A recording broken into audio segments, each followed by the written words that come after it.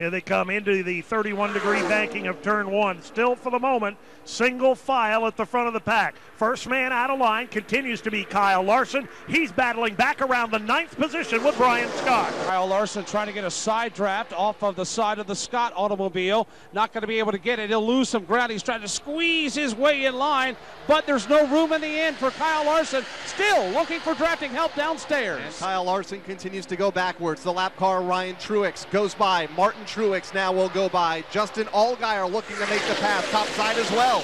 Well, in race number 2, several have tried, all have failed at making that inside line propel to the front. Right now, it's Denny Hamlin, Kurt Busch, Jeff Gordon, Jimmy Johnson, Jamie McMurray.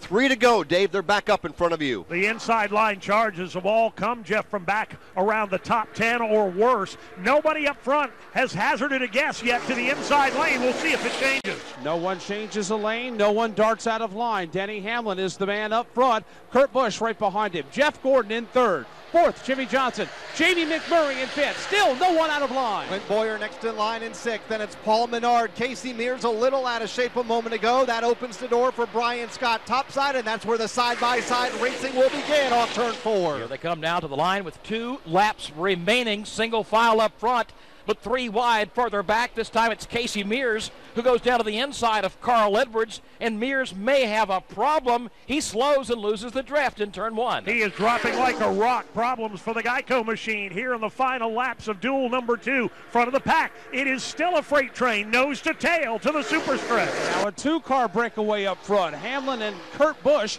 have broken away from Jeff Gordon by 2, maybe 3 car lengths. Behind Gordon, there's Johnson, there's McMurray. They're starting to push, they're starting to shove in turn 3. Really beginning to stack up from 3rd on back. That's where Jeff Gordon lies, followed by Jimmy Johnson in 4th, Jamie McMurray in 5th, Clint Boyer, Paul Menard, all up against the outside safer wall. We have been caution-free since we dropped the green flag. At the start-finish line, it's the white flag. Denny Hamlin, Kurt Busch, Jeff Gordon, Jimmy Johnson, Jamie McMurray. That's your top 5. Here they come into turn number 1. Denny Hamlin trying to keep his perfect record alive. They are 2 by 2 from 4th on back. Jimmy Johnson drops to the bottom in front of Paul Menard. Here comes the inside line charge.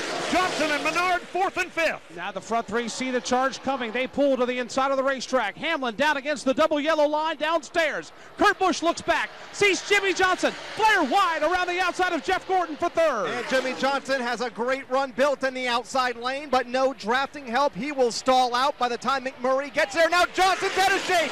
Into the outside wall with Jamie McMurray. Clint Boyer becomes collected. Boyer goes upside down. The car will rotate, land on its wheels as multiple cars are involved. But Denny Hamlin comes across the line and keeps a streak alive of winning dating back to November at Homestead Miami Speedway. Denny Hamlin wins the 2nd race in the Budweiser Duel. It's Jeff Gordon 2nd, Kurt Busch 3rd, Paul Menard 4th, and Brian Scott 5th. And Martin Truex Jr., that car up in flames here at the start-finish line. The flames have been extinguished.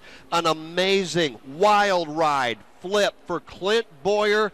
Go back, recap it for us, Kyle Rickey. It came off of turn number 4. It looked like Jimmy Johnson was trying to get something built in the outside lane, and the cars behind him caught him with such speed that there was no room. They went 3 wide for a moment. McMurray made contact with Jimmy Johnson. The 2 became collected.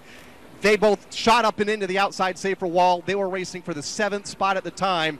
That means all the cars behind them became collected, including Clint Boyer, who went for a wild ride. The car spun to the inside of the racetrack, became airborne, did a complete inversion before coming back down on its wheels. Martin Truex Jr. had nowhere to go. Several others, about a dozen cars involved off of turn 4. Truex is sitting down here just past the start-finish line. Smoke billowing from the car, and Steve Post looks like he's out. Yeah, it looks like he's out of the race car. I was down here right at the entrance of the garage. Looks like Michael Waltrip has hit the end of pit road, and Michael is climbing out of the car.